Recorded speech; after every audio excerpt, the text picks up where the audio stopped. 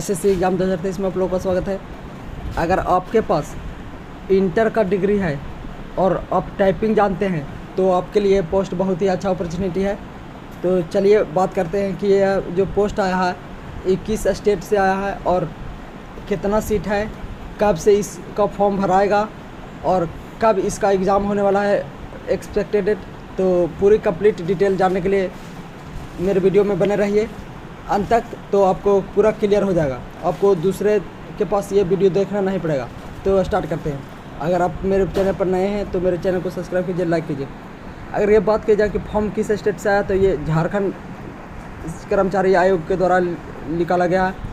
तो इसमें देखिए, अगर आपके पास इंटर स्तरीय, आप इंटर मतलब कि इंटर 10+2 आपके पास डिग्री है और आप कंप्यूटर ज्ञान तथा हिंदी में टंकन आना चाहिए, टंकन तो आना चाहिए, टाइपिंग आना चाहिए, लेकिन किसमें, हिंदी में, और ज़्यादा नहीं मांग रहा है, 25 वर्ड पर मिनट मांग रहा है। तो आप अगर प्रैक्टिस करते हैं तो ये हो सकता है, क्योंकि देखिए बिहार में हाल ही में वैकेंसी आया है, बिहार कर्मचारी आयोग इंटर स्तरीय, तो उसमें भी आपका टाइपिंग हिंदी का मांग रहा है। उसमें स्पीड 30 का है, इसमें 25 का। तो अगर आप बिहार से, झारखंड से या अदर किसी भी स्टेट से बिलोंग करते हैं तो आप लोग भी इस फॉर्म को भर सकते हैं। चलिए बात करते हैं कि कब से ये फॉर्म ऑनलाइन होगा और किस किस पोस्ट पर ये फॉर्म आया है। तो सबसे पहली बार बात किया जाए तो सबसे पहले ये झारखंड सरकार के द्वारा निकाला गया है लिपिक। लिपिक मतलब होता है टाइपिंग जो पोस्ट होता है, जो लिपिक हो गया, ये लेवल 2 का वैकेंसी होता है लिपिक। और स्टेनोग्राफर लेवल 4 का होता है, जिसमें आपको शॉर्ट हैंड आना चाहिए, हिंदी या इंग्लिश दोनों में। रिक्तियों के विरुद्ध नियुक्ति भारत सरकार या झारखंड, आप भारत के किसी भी स्टेट से बिलोंग करते हैं तो आप फॉर्म को भर सकते हैं। झारखंड इंटरमीडिएट स्तरीय कंप्यूटर ज्ञान एवं हिंदी टंकन संयुक्त परीक्षा प्रतियोगिता में।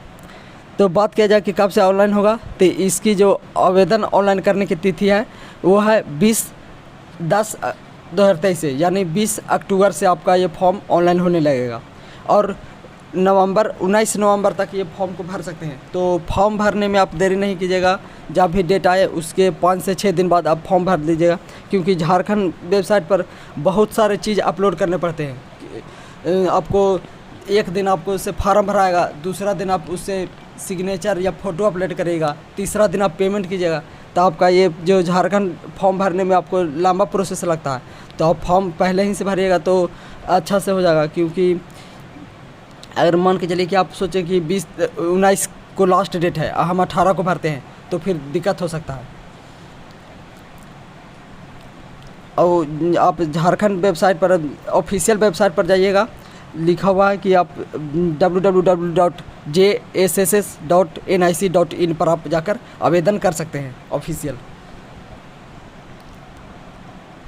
फिर अगला क्वेश्चन है कि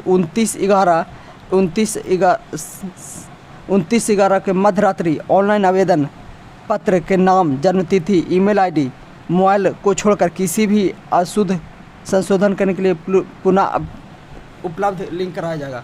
मतलब कि आपका कोई भी डॉक्यूमेंट से रिलेटेड गलती हो गया तो आप फिर से सुधार सकते हैं, लेकिन अगर मोबाइल नंबर गलती हो गया, ईमेल आईडी गलती हो गया, जन्मतिथि गलत हो गया या परीक्षार्थी या आपका नाम गलत डला गया तो वो नहीं सुधरेगा। लेकिन वही अगर बात किया जाए कि आपका मान के चलिए कि 10th के जहाँ पर 10th सर्टिफिकेट में मार्कशीट में आप दे रहे थे 65% और लिख दिए 66%, तो वो सुधार सकता है। तो अपना मोबाइल नंबर, ईमेल आईडी, अपना नाम, मोबाइल नंबर सब सही से भरें। और सुधारने की तिथि कब से रहेगा, 27/11 से लेके 29/11। अच्छा से भरिए कि सुधारने की कोई आवश्यकता आपको ना पड़े।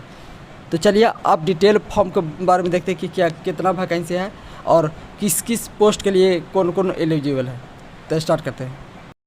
देखिए, जो झारखंड परीक्षा आयोग का फॉर्म भरने का मात्र शुल्क रहता है 100 रुपया। तो आप जो भी स्टेट से बिलोंग करते हैं फॉर्म को ज़रूर भरें, क्योंकि फॉर्म भरने में उतना पैसा नहीं लग रहा है। अगर अदर स्टेट का बात किया जाए तो आपको 500-600 फॉर्म भरने में लगता है, आपको यहाँ झारखंड में ओनली 100 रुपये लग रहा है। तो आप फॉर्म को ज़रूर भरें। अगर आप झारखंड के निवासी हैं और वो भी SC/ST से बिलोंग करते हैं तो आपको 50 रुपया अलग से छूट दिया जा रहा है। मतलब कि आपको ओनली 50 रुपया फॉर्म भरने में लगेगा।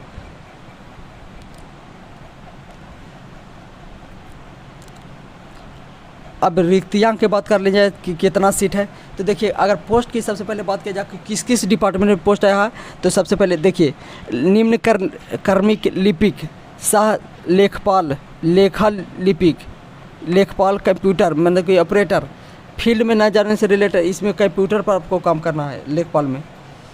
तो इसमें टोटल बात किया जाए तो 96 सीट है। वही अगर बात किया जाए निम्न लिपिक सहायक कंप्यूटर ऑपरेटर, नागर विकास आवास विभाग में आपका 256। तो सबसे ज़्यादा बात किया जाए कि किस डिपार्टमेंट में सबसे ज़्यादा सीट है, तो नागर एवं नागर विकास आवास विभाग में। तीसरा है स्टेनोग्राफर। स्टेनोग्राफर अगर जानते हैं तो आपके लिए बहुत ही अच्छा अपॉर्चुनिटी है, क्योंकि लेवल 4 का भी नौकरी होता है और क्योंकि इसमें कैंडिडेट की संख्या थोड़ा सा कम रहता है, लेकिन अब धीरे धीरे स्टेनोग्राफर का भी डिमांड बढ़ रहा है, तो हर कैंडिडेट इसको भी सीखने का प्रयास करें। तो टोटल अगर सीट की बात किया जाए तो 27 है। और श्रम नियोजन प्रशिक्षण, सर प्रशिक्षण विभाग में आपको टोटल सीट 77 है। खान एवं भूतत्व, देखिए झारखंड में कोयला खदान से रिलेटेड है, तो वो अभी पोस्ट बहुत ही आवश्यक है, तो वहाँ टोटल 43 पोस्ट है। फिर से देखिए खान एवं भूतत्व विभाग में ही आपको 22 सीट है। उच्च तकनीक शिक्षा के अधीन, मतलब कि कॉलेज में आपको ये काम करना है, तो आपका टोटल सीट की बात किया जाए तो 4 हैं। पॉलिटेक्निक, अगर आप महिला पॉलिटेक्निक कॉलेज में अपने संस्थान में टाइपिंग के रूप में काम करना चाहते हैं, तो वहाँ टोटल सीट की बात किया जाए तो 38 है। और देखिए महिला के लिए अलग से सेपरेट बनाया गया सीट लिखा गया है, जिसे खान एवं भूतत्व में 1 सीट, जनरल से अनारक्षित से सीट रिजर्व है, बिहार मैंने अनुसूचित जाति से 1 सीट है। वही अगर बिहार की बात किया जाए तो वहाँ 33% छूट डायरेक्टली रहता है, 35%, मैंने टोटल सीट का 35%। ऐसे नहीं क्लासीफाई रहता है कि इस विभाग में इतना, इस विभाग में इतना, आपको टोटल जितना सीट है उसका 35%, या जिस डिपार्टमेंट में जितना सीट है उसका 35% महिला के लिए रिजर्व रहेगा। आप देख लीजिए कि टोटल अगर फाइनली कितना सीट की बात है, तो टोटल सीट की बात किया जाए तो 863 टोटल सीट है। टोटल जनरल में इसका 50% निकाल लीजिए, लगभग 300 साढ़े 300 से ऊपर जनरल का सीट रहेगा।